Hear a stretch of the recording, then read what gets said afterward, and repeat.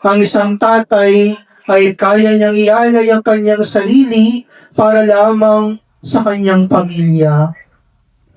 Sunday mornings were your favorite.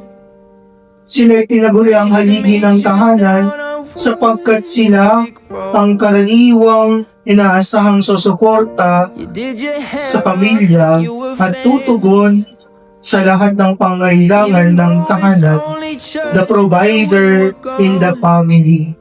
At sa tingin ko, ito yung dahilan kung bakit ang Diyos ay inihayag niya ang kanyang sarili bilang isang ama.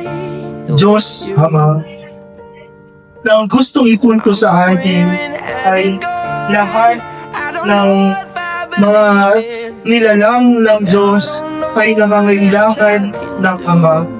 At sa mga nandito na wala ng kinakistang Ama o nawalan na ng Ama, whatever the reason is, let us always remember that we have God as our Father, God the Father.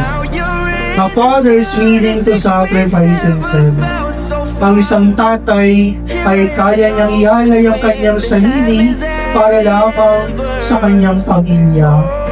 Meron po tayong kasabihan na we always talk about mother's love, but we forget father's sacrifice.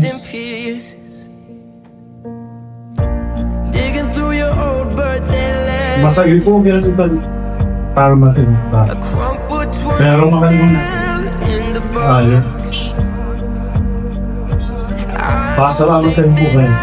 could ever find Kaya papagpagod. where to spend it. Sabi po sa alatan, If it's the last kung ano yung po sa itong mga po.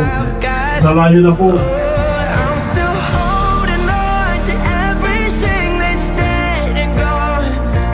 I don't wanna say Yan po, sabi ko, ito nga ka rin best father at yan sa tuwangan ko. Kasi hindi ko yung suporta na kaya kami.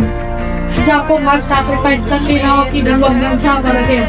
Parang rin anak na pareha po.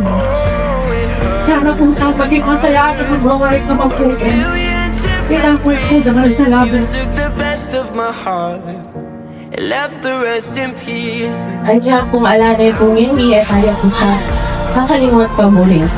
Sa our beloved Lolo, Lolo Orly, Lolo Kabog, our Lolo Kogi.